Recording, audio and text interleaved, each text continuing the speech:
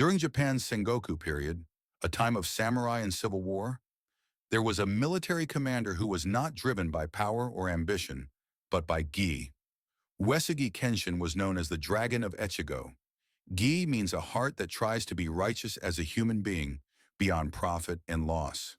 It was also the courage to choose righteousness not for one's own benefit, but for the benefit of others.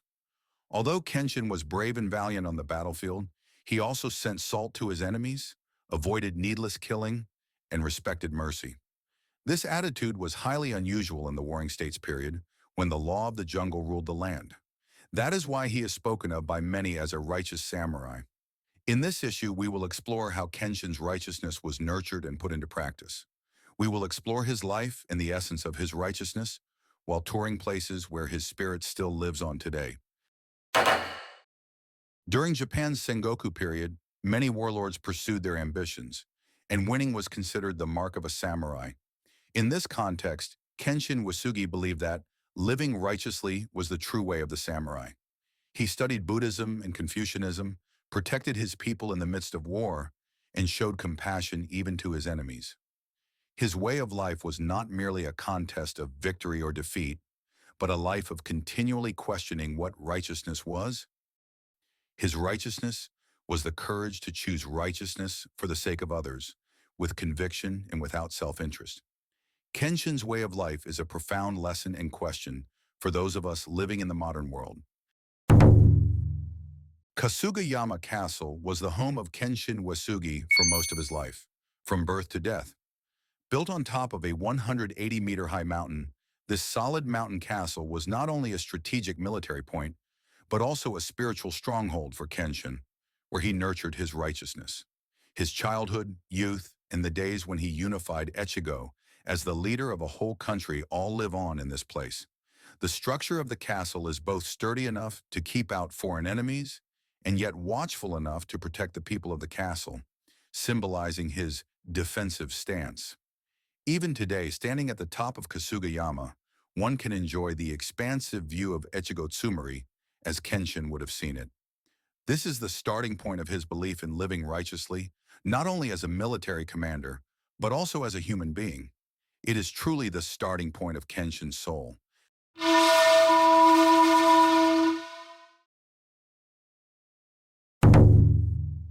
At the age of 7, Kenshin was sent to Rinsenji Temple.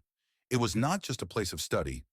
Here he studied Buddhism and Confucianism and discovered the value of being right rather than winning. His time there was spent in dialogue with monks and learned priests, nurtured in a quiet and peaceful environment. This formed the foundation of his character, which later became known as that of a righteous military commander. The philosophy of showing mercy even to one's enemies and helping the weak began at this very temple. Today, Kenshin's tomb and other relics remain on the temple grounds, allowing visitors to come into contact with his spiritual starting point. In contrast to the intensity of Japan's Sengoku period, Rinsenji quietly tells the story of the root of righteousness today, the starting point of the spirit. Uesugi Kenshin made his first battle at the young age of 15. The stage was Tuchio Castle. In the tough mission of suppressing the rebellion, Kenshin did not fight only to win. His vassals were amazed and heartened by his warlike attitude, in which he did not retaliate excessively against the enemy, but was a protector of his people. For him, military power was not a show of strength, but a means to do what was right.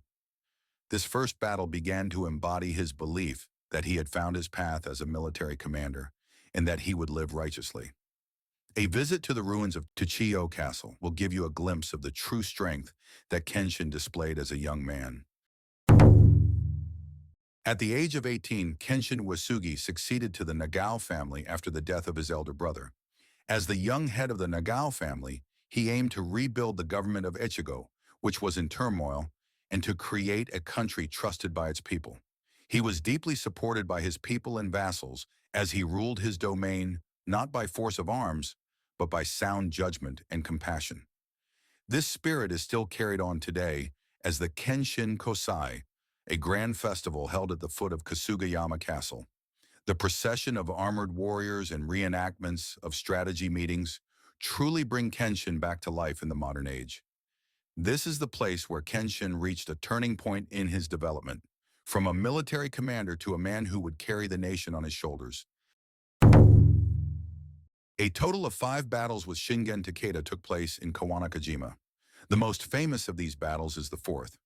During Japan's Sengoku period, two of the most intelligent warriors clashed not only over territory, but also over their own justice and ideals. Legend has it that Kenshin single-handedly cut his way through Shingen. The aesthetics of single combat and the spirit of mutual respect make this battle special. For Kenshin, the battle was not about conquest, but a battle to make the ideal of justice a reality. There are monuments and a museum at the Kawanakajima Ancient Battlefield Historic Site Park to remind us of the justice of the two men. Appointed by his superiors to lead the Kanto region, Kenshin became a leader in both name and deed. However, he did not change his attitude when he gained power. He devoted himself to protecting the people in need and temples. Uesugi Shrine is a place that conveys his beliefs to the present.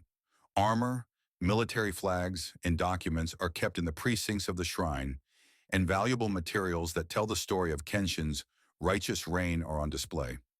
Despite his rise to power, he never lost his humility and used his power to protect rather than rule. This shrine, which remains in modern-day Yonezawa, is a sacred place where Kenshin's faith and political philosophy still live on.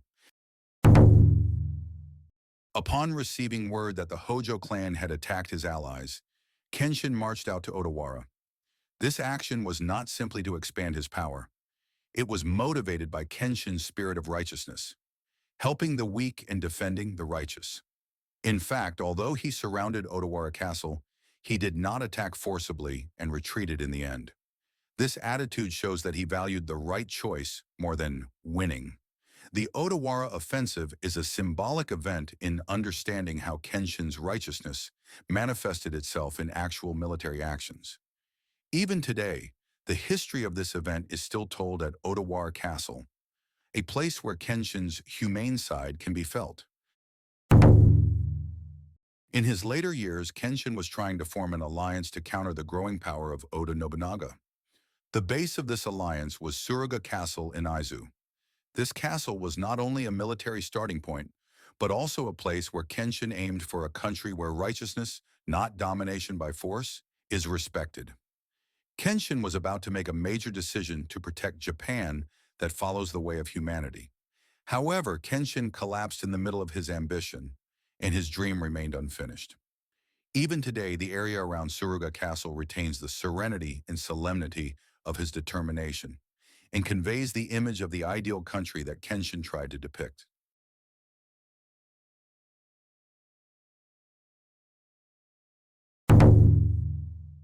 One day before leaving for Asu, Kenshin suddenly collapsed at Kasugayama Castle. The cause of death was believed to be a stroke, and he died at the age of 49. After his death, a serious dispute over his successor erupted, and the Uesugi family was on the verge of a split. Nevertheless, Kenshin's principle of righteousness was not lost and was passed on to his vassals and successors. His legacy lies quietly in the ruins of his palace on Kasuga Mountain. This is the end of Kenshin, and the place where he passed on to the future. It is a place that tells us that Kenshin, even in the midst of the waves of the times, continued to think about what is right and proper. The Uesugi Shrine today houses many artifacts that reflect Kenshin's beliefs and ideals, including the armor he actually wore, his military banners B and Ryu, and his letters. The B banner, which represents Bishamonten, the patron god of Buddhism, is widely known as the embodiment of Kenshin's belief that he did not fight for the sake of fighting, but drew his sword for the sake of righteousness. The air of the shrine has a certain tension and nobility to it, and visitors can feel as if they are touching the spirit of Kenshin. This is more than just an exhibition facility. It is a place where the spirit of a military commander who carried out his duty still quietly resides. A leader's words must carry weight.